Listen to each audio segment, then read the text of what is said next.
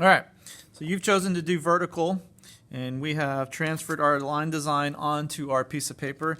We have lightly shaded it in so that we can see it, and it's very important that it's lightly done.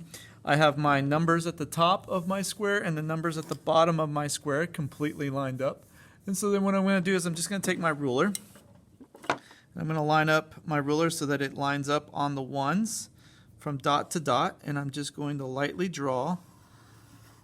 Now, if I run into my line design, I do not draw through my line design. So you can see right there, I did not draw through. Then I just take my ruler and I line up on my twos. And you can see that my ruler is going to come into contact with my line design a lot this time. So I just skip over the spots where the line touches my line design. And so then I just move it to the 3, and I'm drawing super, super light.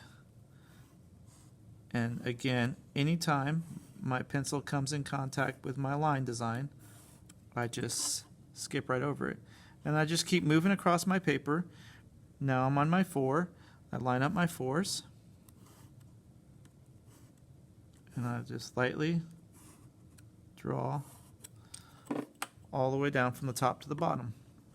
And so you're just going to continue to move across your paper, lining up each number at the top to its counterpartner at the bottom, and then to not draw through your line design.